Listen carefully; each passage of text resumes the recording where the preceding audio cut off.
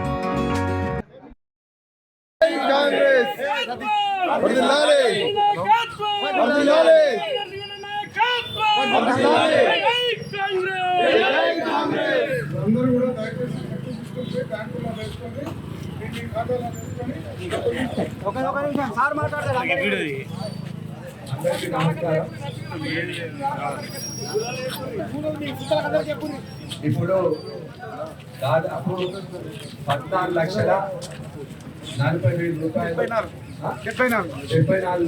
14,74,000 రూపాయలు ముఖ్యమంత్రి సహాయ నిధి ఎవరెవరికైతే ఇబ్బంది అయి ఆర్థికంగా దోచుకుని లేని వాళ్లకు మరి ముఖ్యమంత్రి సహాయ నిధికి వెళ్ళి డబ్బులు ఇవ్వడం జరిగింది. గత 15 నెలల నుంచి కేవలం మల్లాపూర్ మండలంలో దాదాపు 60 లక్షల రూపాయల వరకు మంజూరు చేయించడం జరిగింది. అంటే ఇంత పెద్ద అమౌంట్ ఈ 14 నెలల లోపల ఎక్కడ కూడా జరగలేదు. గతంలో కూడా ఇన్నాడు ఏ ప్రభుత్వం చేయని విధంగా పేద ప్రజలకు అండగా ఉండే విధంగా పేద ప్రజలకు ఆపది వస్తే హాస్పిటల్ పాలైతే వాళ్ళందరినీ ఆదుకునేందుకు కాంగ్రెస్ ప్రభుత్వం ముందుంది. మిమ్మల్ని ఆదుకునేందుకు రేవంత్ రెడ్డి గారు ఉన్నారు, మేమున్నాము.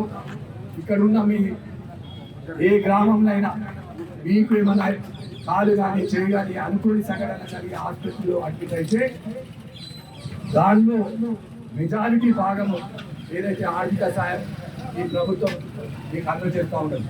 అందులో భాగంగానే ఈరోజు 14,74,000 రూపాయలు మంజూరు చేయడం జరిగింది.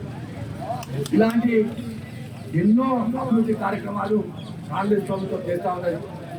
ఇందిరమ్మ ఇల్లు కానీ ఇప్పుడు లేని వాళ్ళందరూ ఎవరైతే అర్హులు ఉన్నారో వాళ్ళందరూ కూడా అతి త్వరలో ఇందిరమ్మ ఇళ్ళ మంజూరు కాపీలు ప్రొసీడింగ్ కాపీలు కూడా అందజేయడం జరుగుతూ ఉన్నది.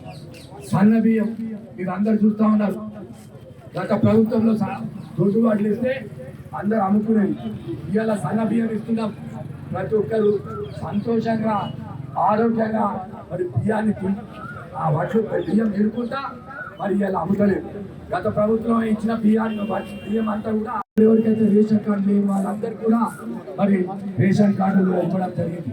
అదేవిధంగా రాజీవ్ యువ వికాసం కింద ఎవరైతే నిరుద్యోగులు ఉన్నారో మరి ఆర్థిక పరిస్థితి లేక మరి పెద్ద చదువు చదివి వాళ్ళకి సెల్ఫ్ ఎంప్లాయ్మెంట్ కింద రాజు యువ వికాసం కింద కూడా మరి త్వరలోనే వాళ్ళకు బ్యాంకు ద్వారా మరి మంజూరు చేయించి సెల్ఫ్ ఎంప్లాయ్మెంట్ కింద మీకు డబ్బులు కూడా మంజూరు చేయిస్తా ఉన్నది ప్రభుత్వం.